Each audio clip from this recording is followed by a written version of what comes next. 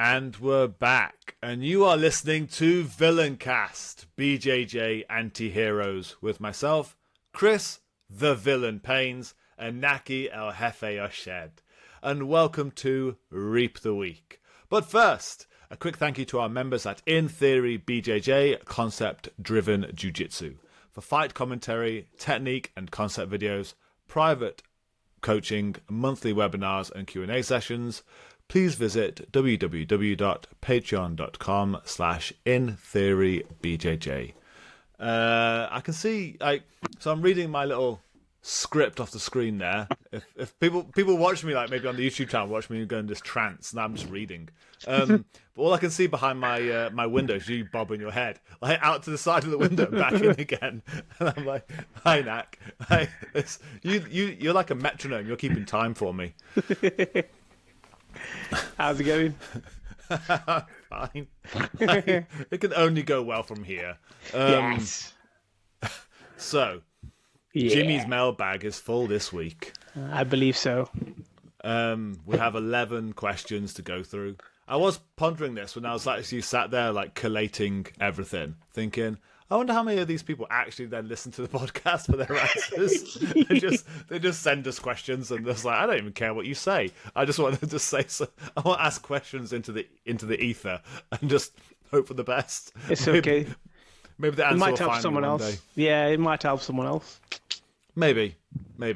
But it did make me giggle. Because that's how my day goes. Yeah, dude, crack your knuckles and get ready because this is going to get heavy. I think a few of these, we'll make a video for that because I think we can make videos for some of these. And I know I've been making a lot of content for In Theory, and I've been releasing most of the classes that we do at Fight and Fit, not most, like some, onto the YouTube channel. Our newest one is already up. If anyone wants to go check it out, it is Straight to Mount. How do you find that class? What do you think? What are your thoughts on Mount? It's my meta at the moment, ain't it? Yeah, because you know I'm all about Mount these days. All about Mount. Dude, weirdly, trying to hold people down, you have to kind of lie on them completely. And you have to bully them on the way there. You can't go side control. Just go turtle, man. There's a fight. Yeah. And there's I can't be bothered. Guess who then went and said the same day about Mount? Mr. JD himself, John Danner. So I was sent that video as well, a clip from his Fanatics releases where he says sweep, sub and stand. I was like, I swear three to S's. God. There are three S's. He says your opponent on the floor in guard is going to either sweep, sub or try and stand up. And I was like, I don't even know what to say. My Winter Soldier video came out, over a year ago now? This is camp, and I'm like, simplified. It's getting weird. It's getting weird. or maybe we're just. What did someone say? Maybe I put on a bum bag and like a bald cap. Yeah. And I go make Fanatics DVDs. Yeah. Under a pseudonym. No, maybe we're just on the wrong. Maybe on the right path. Yeah, right path. Right then, first question. I say some of these I think we'll make videos for, but the first question is how to prevent 3D control in the gi. I think that's a gi question. Yeah, and we can make that into a video. If anyone's curious about what we mean by 3D control, that is all the way around someone. It's a kind of a basis of our hand fighting. Yeah, I think 3D control, I think we can talk about that in a video, so we'll hopefully record that tomorrow and I'll get it up ASAP. So, sorry, can't really answer it over a radio show. Your technique questions. Next question. Is omoplata actually useful in no-gi? Yes. Your thoughts, sir? In what way? In what way? You can use it as a sweep to stand up. You can use it from a position to set someone up, just to bait them to put their arms out. Sometimes, like when someone's really good on top and they're posturing well, you have to off balance them in some way. And if that means you're off balancing them and then posting and you swinging your leg around, you are creating a scramble now. And if you can't submit them, then you use it to stand up, and it has its uses. And I mean, I don't think it's even a gi move. Gi makes it easy because you can really grab the lapel on the far side and control them and make it more of a submission. But I think for no gi, it's a good move to slow it down a bit and maybe even create a scramble and get back on your feet. Or go to the legs. It's a great position to go to the legs. You know what I'm saying? I don't think for a submission in no-gi, I think it's... there's a reason why. It's never been pulled off in MMA, has it? Or maybe like once or twice. Yes, it's rare. It's very rare. I think it was Mackenzie Dane, wasn't it? She did a weird kind of thing. I think they even didn't call it omoplata. Was it the Imanari choke? Did she go for omoplata to Imanari choke? Something like that. I can't remember what it was, but... Yeah. It's like it's unicorn shit. Like you'll never see it happen. And I think you're right. As in, gi actually makes it easier because you can get the far lapel, you can kind of wrap them up and like slow them down. But in no gi, especially when someone's a bit slick, they're just disappearing out. It's very hard to kind of keep that elbow kind of trapped well. Especially if you've got long legs, you just leave big gaps. Or someone could just do a roll, and it's more of a, like you said, it's definitely a scramble creating move. As in, instead of being locked into a guard, you can just throw your knee up. Like I use Williams guard, like as a half omoplata, just to put stress on the shoulder. Essentially, it's almost going back to the wrestling use of the Kimura, like the double wrist grip, as in I'm using it to make you roll. But I'm using my legs to do it. So I see that omoplatas are Kimuras done with the legs, and I'm using it as a wrestling move to roll you. Because I use it, I use it quite a lot on you to threaten you, to make you fuck off. Yeah. But I'm never going to submit you with it, ever. Like no chance. And if that ever happens, like, I will transcend. My gi will fall off me, and I will float to the heavens. I will transcend this earthly plane. That'll be it. You'll be lying there defeated. I'm just like, I mean, we've both been stuck in that position, and we've always it's very hard to pull off the sub, innit? You gotta chain it up with going to the legs. Yeah, I usually you can kind of almost go omoplata to K guard and K guard into, or my inverted K guard or whatever into legs. I predominantly use it that way. Next question. This is actually a good one for a podcast. How important is confidence for learning, and what is a coach's role in creating that confidence for students? Okay, so yes, confidence is important for learning. If you will get a lot of people who are not confident, I think that is where it is the coach's role to create an environment where people are confident. I really like our style of learning, like how the beginners come in and we always tell them, go at your pace. You don't need to compete straight away because, again, it builds their confidence. So when we're learning a new skill, we don't just go completely balls to the wall. We create confidence around the skill, and then we build up the resistance. And I think it's the coach's role. They've got to create the environment, 100%. No, completely. I think that the environment, like I say, it's when you have a highly competitive environment, that is what is going to destroy people's confidence. When it's dog eat dog in your own gym, but when you can make it into, I don't mean we have a team, we work together as a team, but people still go on the mats and they try and compete hard with each other. And the amount of stories I hear of people getting hurt and being in those toxic roles, and I don't like rolling with this person because they're a dick. It's like, that should be stamped out. Of course, don't roll with people if you don't want to roll with them, but it should be a case that in the gym that everyone's friendly enough that you try and support everyone as a team member, and that's just going to naturally build your confidence and everything because you're surrounded by your friends. If it's always that kind of stressful, hierarchical approach, that's going to affect your confidence, and the coach obviously has to create that environment. And training isn't fun. When you're not confident, you're not relaxed, training isn't fun, then it just turns into why am I doing this kind of thing. I think from a hobbyist point of view, you know what I mean? Well, I've said before, from the Johnny Buck episode, no one stays at their jiu-jitsu school for the quality of the coaching. They stay there because of the environment. And if you create a good environment, then that's going to keep people around longer. I mean, weirdly enough, I actually did an experiment saying this many years ago. We're talking like 13 years ago. I did this experiment where I was watching people roll. I was watching how some people would go into like a B game against some people, but an A game against others. So for the only time I've ever actually dictated who would roll with who. And it was weird. Like if you rolled with someone who you knew you could beat, you'd play your A game. But if you rolled against someone who you knew was going to kick your ass, you'd instantly go into a defensive B game. Like you wouldn't come out of the gate strong, which is weird. Like you wouldn't bring your A game to a tougher fight. And it was weird. Like it essentially said to people, like, "Isn't that odd? Like, you know, I've done this because you can see that how you already get in your own head when it comes to this, and that's going to affect you when you come to competing. If you already think this person's going to beat you, you're going to play a defensive plan B kind of game instead of bringing the best version of yourself. And so that alone is confidence. Like if you know there's a confidence in your role, you'll bring the best version of yourself, and it's baked into us essentially. We can't kind of avoid it.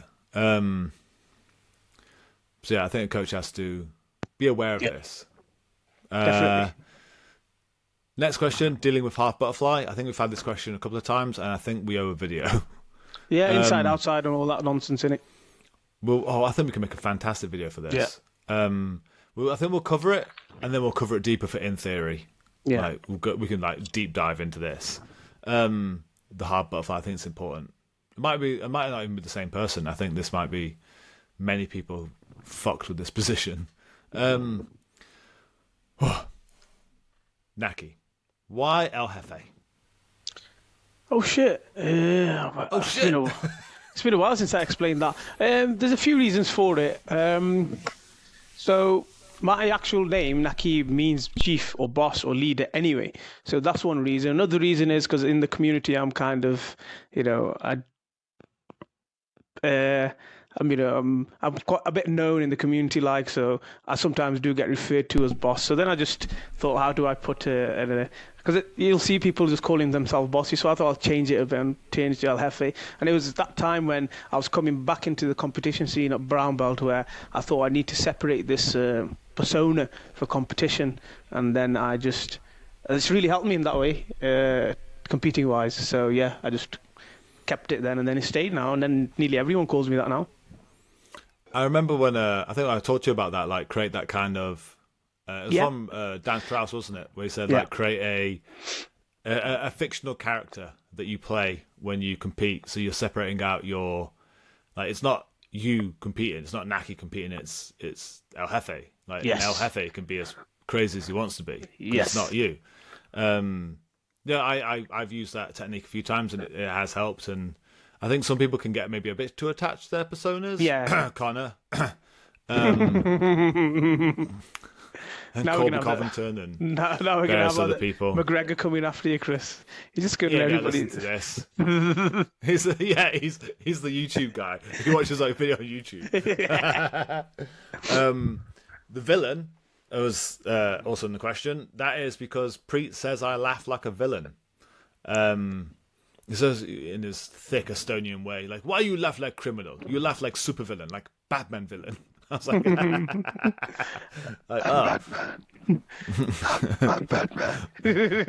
Maybe he thinks he is. The Estonian Batman. He's as stoic as him. Like if you put Preet in a Batman mask, I think he'd actually he wouldn't smile the same way. Like a super stoic way. Essentially the villain came from me laughing like a villain. But I try not to be bad. I try my best. I'm fucking up. As I wrist lock people and like you're a cunt. I can't say that on here. That's the worst I think I've ever sworn on this. Nah, that's nonsense. You said worst thing. Nah, fuck that. That's my working class upbringing coming through there. I think someone once said like, "Oh, you swear a lot in your like podcast. You drop the F-bomb a lot." I'm like, I'm British. Like if you've ever watched, especially if you're American, if you've ever watched any of the Guy Ritchie films like Snatch or Lock, Stock, I'm like, it surprises you. Yeah, they say that Also, cunt like- top every sentence. Cunt, cunt, Yeah, cunt. I know. And You fucking then you cunt. got Ben Poppleton, like one of the UK's original black belts. Like, he is just foul mouthed. It's fantastic. Yeah, sorry, it's just regular language for me. Maybe it proves that I'm not that intelligent, and maybe people shouldn't listen to me. It's British culture. It is. It's that working class culture shining through. Next question. How to start wrestling? Where to start wrestling? How do you incorporate wrestling in general into your jiu-jitsu / MMA? We made Jiu-jitsu / video on this. MMA. Yeah, jiu-jitsu MMA. How do you bring wrestling in? Start every round standing up, and don't let them take you down on the floor. I think. Well, yeah. We've made videos on this. Also, in theory, I did a Takedowns for Beginners webinar last month. It's sitting there. There is a webinar, whole hour, with questions and answers on this very topic. Essentially, don't start standing. As if you're going to teach beginners how to wrestle, start from the ground, because being standing is terrifying. And so some ground games and rolling games, you can easily start to. I mean, we also did the video. I think it was about 2 weeks ago. The hand fighting essentials video. I think on YouTube. Yeah, about It was a class 3 a weeks couple ago. weeks ago. Yeah. On that class, it was 2 weeks ago. 2 weeks that ago, yeah, class. over, yeah. Under, over, yeah. Yeah. On that class, we talk about, because that whole day started with us being Turtle. wrestling from the ground. Yeah. And that, we've got all those new students in that gym right now, and I think that alone, like watching them this week using those ideas was actually I was like, oh damn, like Yeah. considering these kids don't know how to wrestle. I mean, so we've got Josh in with us right now from America, and he's trained with, he's from Texas and trains in Kansas City, lives in Kansas City, and he's trained with numerous wrestlers. And he says, "Oh, you guys have got a really strong wrestling base in this gym." I'm like, we don't even wrestle. Like, we don't do a takedown class. I haven't taught double legs or single legs at all, and we don't have a takedown class in general. Like, yeah, you guys are really good wrestlers. Weird, shouldn't be. So yeah, I think covering those ideas on the webinar, and find the details on the YouTube channel. I think you have to again. Fuck him. He said it right, where you have to start on the ground. Don't you intimidate people when you start from standing, especially in this middle class hobby that we have, where people don't want to get hurt. And yeah, you're right. Just encourage people to be upright. Get upright all the goddamn time in your rolls, because then in every round you're going to feel more and more comfortable with takedowns, because you're going to get 20 or 30 mat returns instead of big volatile slams. Exactly. It's the easiest way of bringing it in. Right then, Naq, have you seen the video of the guy from ADCC? Yeah. Speedos, man. I mean, I'm mixed because I don't really care, like, in that way, but I wouldn't want to compete against him, man. Like, imagine if he's in North-South and he's in top of you. Fuck that. Like, bruv, I don't understand if you're there to compete. I mean, I don't know the backstory to it because I've been busy today working all day. So I scrolled quickly and it came up first thing on my Instagram. And I just had a look, literally 30 seconds of it. And I'm thinking, what is this guy doing? Like, why has he got shorter or a rash guard, or why is he allowed to even fight like that? I think he's something wrong with his kit, so he didn't have a choice. So he should have borrowed one, or should have given one or something, or at least put some shorts on at least. Because it's not far from like naked oil wrestling, you know what I mean? So one of our students, Patrick, fantastic, scary Polish guy. Captain America. He's Polish. It's Captain America. His first competition that we took him to, he rocked up in a technical t-shirt and like PE shorts with pockets in. I mean, like, you can't wear those. And so they didn't have any shorts to buy at the venue. So we asked around the guys, like, anyone just got some spare shorts that Patrick can wear? And, what was he found out? He was like 85 that day, and he's a jacked dude. Yeah. And then you had Ollie, who was fighting under 70? 70, yeah, under 70. Like maybe about 3 sizes smaller than Patrick. To say, oh yeah, you can borrow mine? And dude, like, he looked in pain when he put those things on and tried to, like, maybe that's why he didn't want to play guard or like go to the ground, because he thought, if I go down, I'm going to split everything. Like, I had to stay upright and just slam this guy and try and win this way. To be fair, like, the whole Speedos thing, like, I get it.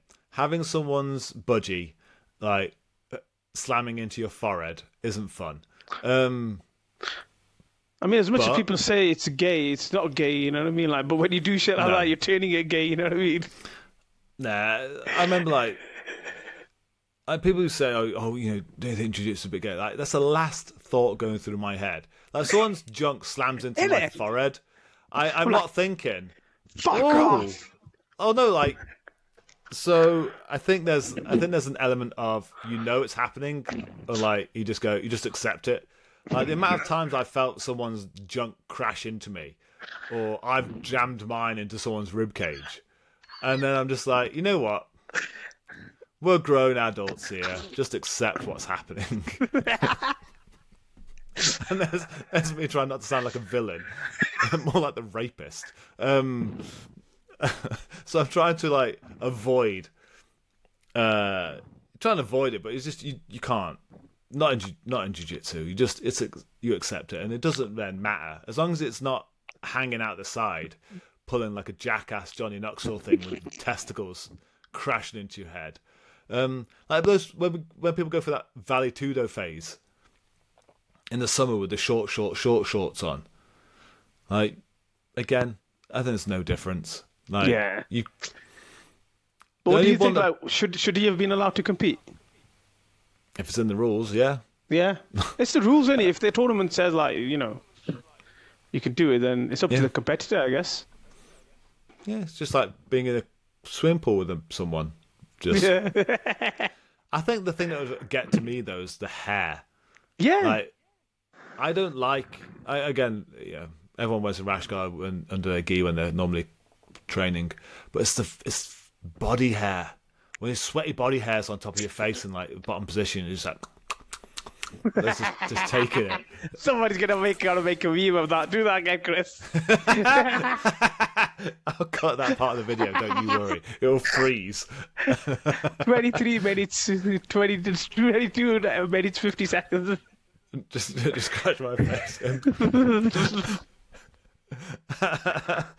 I mean, that was probably one of my first memories of jiu-jitsu. I went to a old London Fight Factory, like 2009. It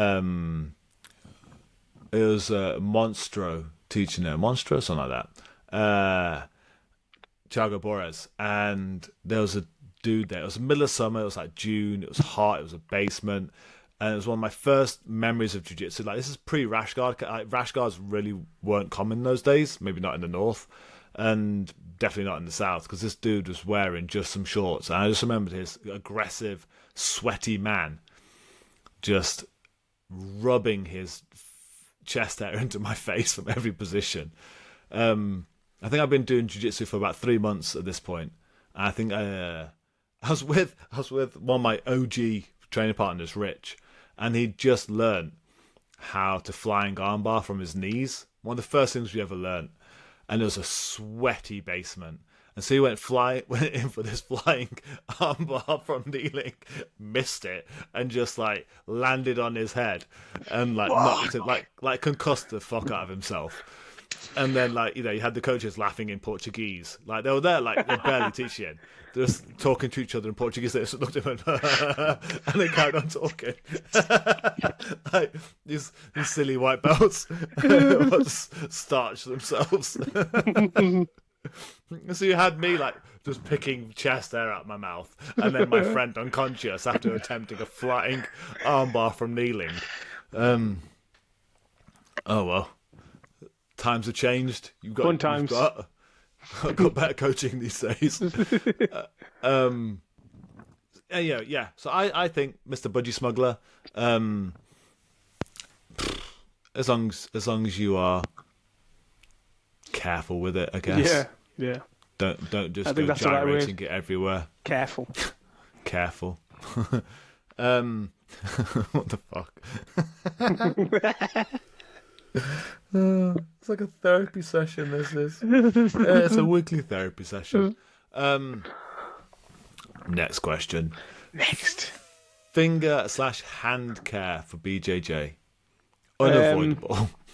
Yeah, but I mean, you can do like a lot of people I notice don't warm their wrists, knuckles, and hands up, or they just go straight into grabbing. And I'm thinking like that's one reason your fingers will mess up a lot. And like just basic hand strengthening stuff, I think kind of helps. Like I got tendonitis at the moment in my right elbow, and I've already got my things ready so I can like squeeze a bit and twist so I can flipping ease this pain. But other than that, Tyler twist. no, I haven't got. That's something that I'm missing. I've got like this bloody ball thing that I squeeze and a gripper and this flipping springy thing for the fingers, which kind of helps, especially when when I get like a wrist injury or a hand injury. It kind of really helps build the strength. When I tore my tendon, that shit kind of helped a lot after the acupuncture and stuff. But yeah, it's unavoidable. And if you do hurt it, just tape it until it heals a bit. You can't really do much more than that. Doctors ain't going to do shit for you. I think it's a very you use your hands all the time in jiu-jitsu to play the game. If you need to put your hands out on the floor, I'd say majority of the injuries are always going to be from landing weird on your hands, and like your fingers are going to get caught, and it's kind of just unavoidable. I mean, I think we had someone recently break a finger at the gym, and it's an acceptance. Like you can't avoid it. Welcome. Yeah. It's part of the game, innit? Part of the territory. I think the only thing is just make sure you moisturise in the winter. In the dry months, like you're going to be there grabbing the gi and you're going to have dry hands. It's just going to tear the skin and you're going to feel uncomfortable. Cracked. Yeah. Exactly. So make sure you moisturise. You made that sound very weird. That's my pro tip. That's my black belt tip of the day. Moisturise. I think what was it? I think it was Herman Lee. He's the guitarist of Dragon Force, famous for shredding. And I think even he said he doesn't do gi just because no gi kind of preserved his fingers better than gi did. I think I remember that interview like years ago in Jiu-Jitsu magazine. You can see the difference when you go training no-gi for a bit and you training gi for a bit. Straight away your fingers go like big boulders, like, oh, please, no. They look like the Elder Wand from Harry Potter. Yeah. And then it takes a few... Look like a tentacle fucking Japanese butt plug. Like anal beads. You got fingers like anal beads. Well, actually, speaking of what? One thing going years and years ago. Where's this story going? That's what I'm thinking. One of Braulio's first black belt, Chu Kwong Man, he would say, he was in his 50s, and he said, like, if you're gonna play spider grips and collar grips and that kind of stuff, where you haven't got like your fingers can't touch your palm, like that's what's gonna fuck your knuckles up the most, and that's when you're gonna get the fucking Elder Wand fingers. So his kind of whole system was to use the bottom of the lapel and make it like a rope, because then you can at least turn it into like your fingers can touch your palm again. Like it's a perfect grip. And if the gi is pulled out, it doesn't come through your fingers. It comes out of the side of your hand, so it doesn't affect your knuckles. And from pretty much like, so what was that, about 2016? I was a white belt. I still use that till this day. That's the whole concept. It's probably why your fingers have survived better. Yeah, probably. Over these years, is because you got that really early on. And I do the same. I don't play any grip that I can't lapel it. So my fingers kind of survive that way. Like unless I'm specifically trying to kill someone with their collar, I don't use the collar. I always use the lapel. That's probably why I play a lot of Worm Guard. I know. Who the fuck guessed? Whenever we're in the gi, you're like, I start starting up worm stuff, and you're like, for God's sake, stop. But to be fair, you do it as well. You always start wrapping the lapels around the legs. Yeah. Always. Extra handles, mate. Use them. Weird how we never talk about this on video. Maybe we're ashamed. We're doing the gi. Everyone thinks, oh, these like hardcore wrestling leg lockers, you know, and then they Play watch us in guard the in the gi, playing worm guard and going lapels everywhere. Yeah, man. The hand cycles there.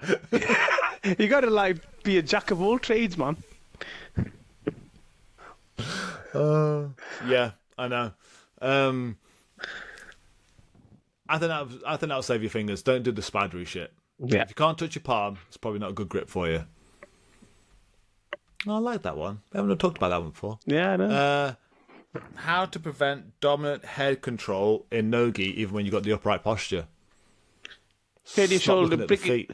and bring your shoulder up to your chin. Simple. Well, it's when, like, I think the issue is, A, you look at the feet and your head drops, and that's when they go Of from over the course. top. But also, don't let people down the centre line. Yep. And so a bit of like the whole Muay Thai kind of aspect there, where if you go for a plum, like so whoever's got the centre grip controls the head.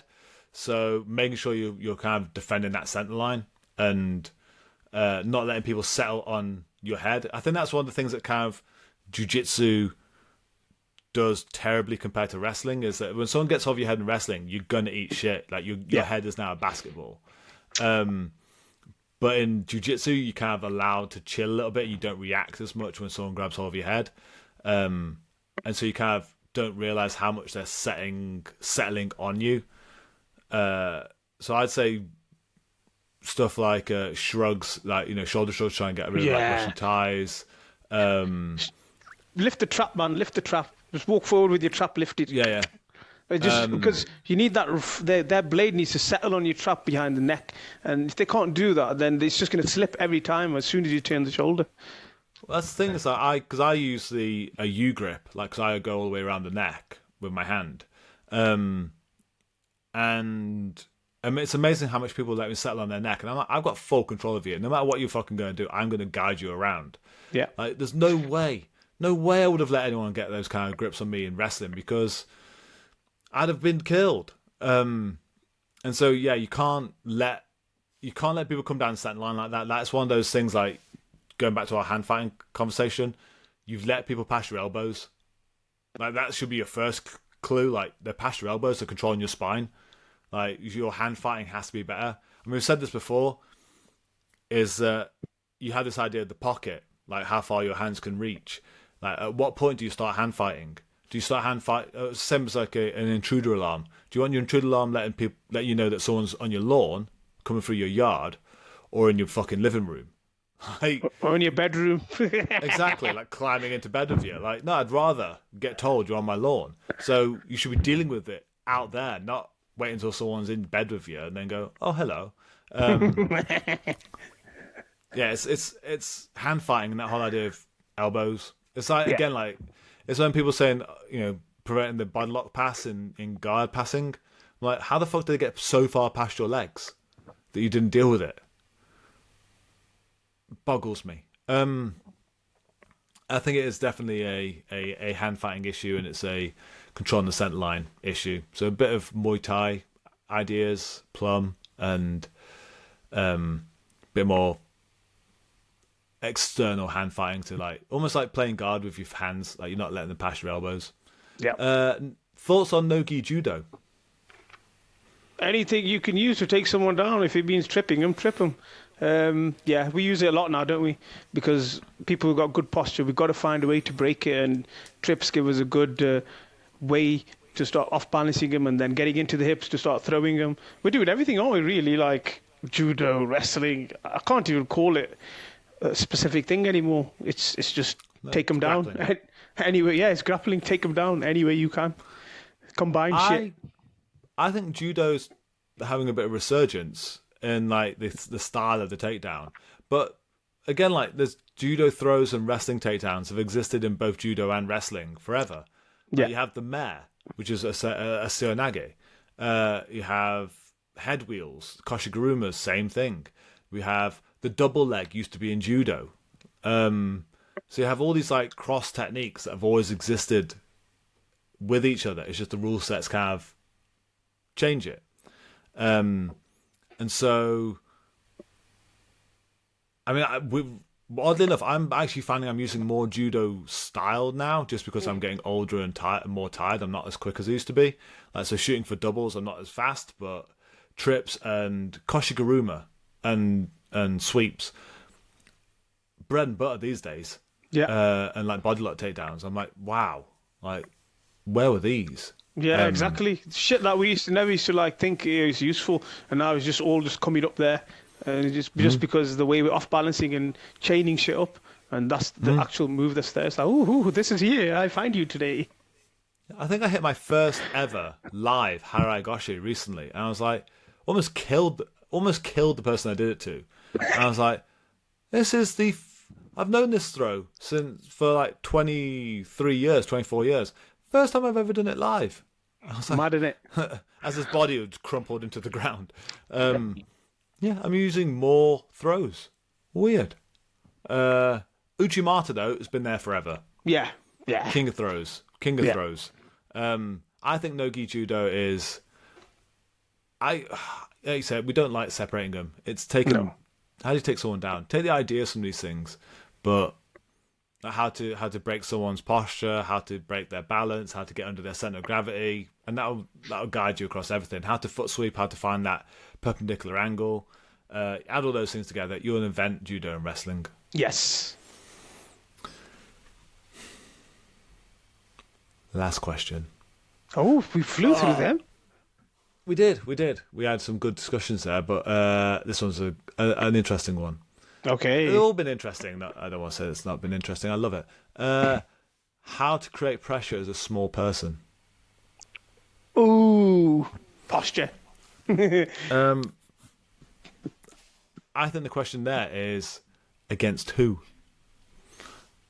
Because it's all relative. Like, yes. If you've got a giant person versus another giant person, if you've got a small person versus a small person. But if you've got a small person trying to create a lot of pressure against a bigger person, like, this is our problem. Is that why are you fighting big people?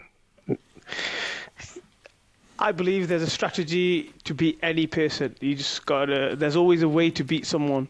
But I understand what you're saying, because a smaller person shouldn't really be using too much pressure or trying to beat someone bigger than them with pressure. You should be using your speed and trying to make them work with your speed, and then because if usually the stronger and heavier they are, they're usually slower they are, and the more energy they use. So a smaller person would have to capitalize on that. But if they try to play the pressure game against them, then I think you're doing the wrong strategy to beat that person. I think this argument that, yeah, I agree that the bigger person would beat a smaller person if the skill set was the same, just because of strength and all that stuff. But there's always a strategy, man. You can tactically beat anyone if you play the right game. I think, yeah, absolutely. Like, we've all got a neck, and if you can find the neck or find the joints, then absolutely. Like, I could get murked by a 5-year-old if they could find my neck. Yeah. Which a small person could take me down. But absolute power is important, and it's universal how many people say, "I'm a small person getting beaten up by bigger people." Yeah, it's physics. Power's important. Which, again, going into physics, there, if you want to create pressure, focus your weight into smaller points instead of spreading out. Like, I think I did a video years ago, Misery Side Control, which is like essentially breaking people's ribs with side control. Famously. A lot of people hate that. I think I did it on Globetrotters as well. But then, like I said, don't. Like, if you're a small person fighting a bigger person, you're trying to hold them down with pressure, they're going to bench you the fuck off. I mean, so right now, I don't think it's a secret anymore. The world's strongest man, Eddie Hall, is training out of our gym. Fighting fit massive. And we haven't trained with him.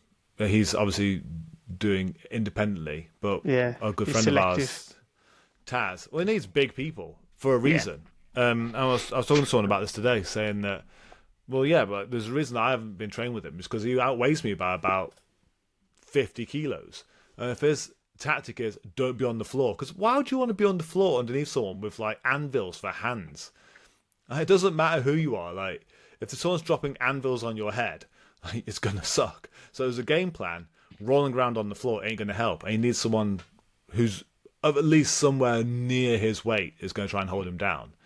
And like, I rolled with a guy recently, a blue belt, and he's came in for a private, and he's used to do powerlifting and stuff, and he used to do like 90 kilo dumbbell overheads, like pulling it, when I was lying down, for the sole reason that if he was ever in north south, he could literally throw someone from over the top of his head. And trying to hold this guy down, and that was weird. and holding him down was hard. Why is that broken your neck? I've never heard of anything like that before. But that's amazing. It's genius. That is. Weren't you there? I was talking about it. It must have been off. So this dude comes in, right, and he's jacked as fuck. Has he come to the class yet? No, he came for a private. I haven't seen him since. But he used to do dumbbell overheads, like lying down, pulling the dumbbell from over your head back to your chest, and he was doing it like 90 kilo plus, just like, and aggressively, so you could like throw people from north south. And I was like trying to hold this fucker down, and he could literally just throw me from that angle because I weigh that much, and I'm like, that's new. Like, I've never had someone try this shit before. Mate, that's genius. Like, he invented a move just to get out of north south. Yeah. We didn't make this guy famous, bro. And then, like, Taz is saying the same about Eddie. Like, he's holding him down side control, and Eddie's like, Eddie can like literally bench like 3 times Taz's weight. So like on one arm, he's just going, no, and he's like, okay, guess not then. Like, and Taz is like 110 kilo. I think Eddie's about 150. And yeah, he's just, no, sorry, bye. Like, the idea that you could like, even like hold this man's arm down to like maybe go for an Americana, he's just gonna like chest fly you back in again and just break all your bones as he does it. Like, the man, I think I've seen a video of him pulling a Boeing.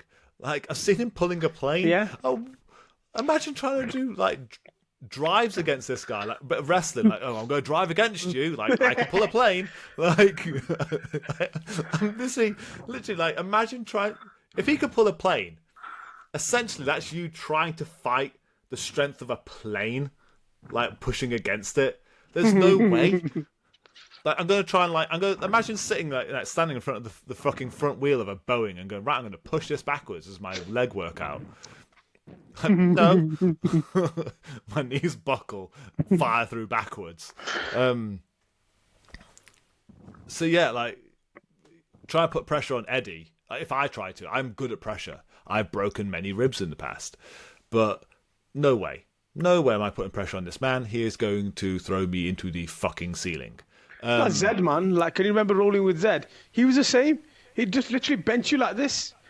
I'd be around his arm, and my whole body was smaller than his whole arm. And I'm trying to armbar him, and literally he's there laying, trying to lift me up, just like this, doing a fly. And I'm pulling his arm, and then he's tapped after. But I'm like, fuck me. Just relative, going back to the relativity you're talking about. So Zed was a guy who used to train with us, was a white belt, and he was 30 stone, and he could bench about 32 stone. Well, I think it was, that's my guess, is he was about 180 kilos, he could bench 200 plus. And yeah, like, what hope have you got? Like, as a 90 kilo human being, he weighs twice the size of me. Like, I tried to play half guard with him, and I said never again. Played close guard with him, mate. For a week, my hips, couldn't walk straight because my legs, I couldn't lock them. My legs were just open. I thought, shit, I'm never, ever play close guard against a person this big ever again. Do you remember when? I mean, he was what, like 6'5" as well. He's a big guy. Yeah, big boy. Like Frankie tried to play close guard him. Frank's about 65 kilo. Like, this man weighs 3 times your weight, Frank. Why are you playing close guard? I thought you ever seen like like the wishbone from a chicken. Like I thought that was going to be Frankie's hips. Mate, when I saw them rolling, I was like, if he just falls on him, Frankie's done, mate. He's squished. This poor 5'4" geezer, 65 kilos, can get crushed by a 6'5", 200 kilo guy. He's fighting a small car. Like, we're not watching a roll. We're watching a car accident. We're watching a pedestrian get hit by a Micra. Like that's where his name got solidified. The Tank, Frank the Tank. Because he won, didn't he? He did something insane. I think I guess then that proves the point that a small person can win. Yeah. But like, fucking Jesus, take the wheel at that point, because there was no way. Like, that was. We were all watching that, like, not breathing, just so we could hear his bones snap when he eventually got ripped in half. Like, we all stopped still rolling. alive. We all stopped rolling, and I was watching the roll. We're like, shit, Frank's gonna die today. And the thing is, that's probably the closest I've ever been watching a roll and actually thinking someone might die. Not someone. No, Frank's gonna die. Like, there's no way Zed's gonna die. Like, this car isn't gonna feel this pedestrian. Like, he isn't gonna notice. There's a picture of me, Zed, Taz, Steve Langford, and Tank. All of us are together. I'll try to get that. Yeah. Send it to you. Like, you could see the comparison. It's mad. I think I've got it. I think I've got that picture. It looked like that, like the image of the small blonde girl and all the big dudes behind her. I was like, that's Frank.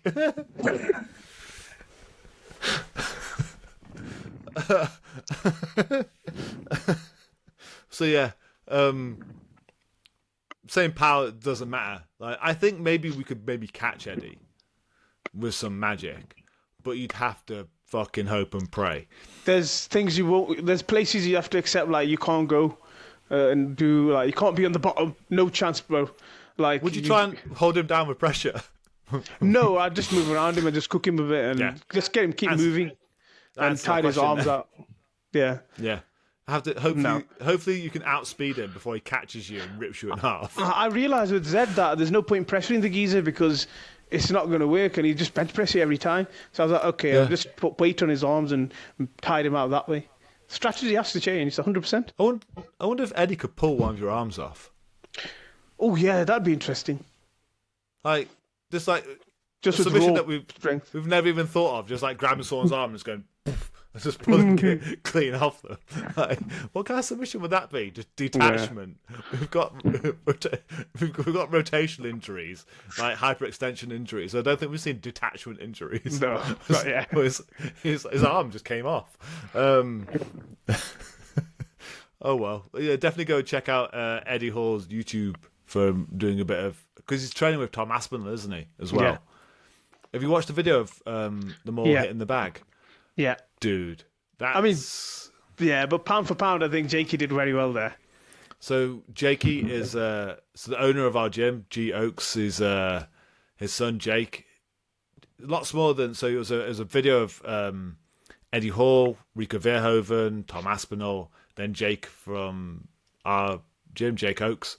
And Jake is not the same size as them, yet he's hitting almost as hard. Yeah. And his kicks are harder as well. And I was like, oh, dude, that boy is scary. And he's fast. Yeah, he's fast. Lightning. They all even said, like, there's no way. Like, all three of them said, yeah, there's no way it was as fast as this kid. I'm like, yeah, holy shit. What makes it fun? Like, even funnier than, like, say, like, G's faster and harder. Like, that's what I'm saying. Like, I haven't met him yet, but I'm going to ask him, like, why didn't you do it, G? You would have smashed the ball. I think it's just time. I think he did all that kind of stuff in those days, and like now he's older and his son's doing it. Yeah, but like, oh, dude, G's got like a metal neck and shit like that, and yeah, he's fucking he would have ripped that bag, that punch thing. He would have ripped it apart. Like, I remember, like, you know, really good kickboxers back in the day saying by the time they've even thought about bringing their foot up to maybe even kick him, like, they've already been like rocked off their feet with a kick to the head. Yeah. I'm like, yeah, I can believe that. I've watched him keep the heavy bag like horizontal. Like, it's, yeah. I can see why Tom and Eddie are coming over to stone right now to train. Yeah, definitely. Oh. Are we interested as well? Let's put some MMA predictions down now. Considering Tom seems to be doing a bit of striking with G right now, do you think we'll go see some of that come through in his next fight? Yeah. If I see it, I'll know straight away that he's been working with them because they've got their own kind of style, which I've really? kind of adopted as well. Yeah, you see it straight away. But Tom Aspinall's got some great movement anyway, man. He just moves so well. I haven't seen a heavyweight move like that for a long, long time. Yeah. If he does anything that I see, I'll be like, yeah, that's from G, that is. I'd like to have a chat with them. I'd love to be a bit of talk to him or see how that's kind of going right now. Maybe get Tom on here or Eddie. Yeah, that'd be interesting. Or G. Oh. I don't think G does podcasts. I've asked him a few times. Yeah, I don't feel he'd. Might get Jake. We'll try and get Jake. I'll speak to Jake. Yeah, Jake could be fun. Yeah, Jake's knowledgeable and that kind of stuff. Definitely check out Eddie Hall's YouTube channel for those videos and his social medias, and that answers that last question. Pressure. I mean, I'll do a video on pressure anyway. There's a few extra videos I need to stick on in theory. But yeah, like small person pressure, like smaller person pressure. Like it's don't think you're going to find it. You're going to have to use speed half this time because big people throw you off. Indeed. Which we all accept eventually. That's work. That was Naq. That was work. Got nice. 51 minutes. That was good shit. We earned our dinner after that one. Man. At this time. This has been another episode of Reap the Week, Villaincast. Thank you, sir, for your time, as always. Thank you, everyone, for sending your questions. Next load will be going up, so please send them in. And thank you. Have a good night. See you later.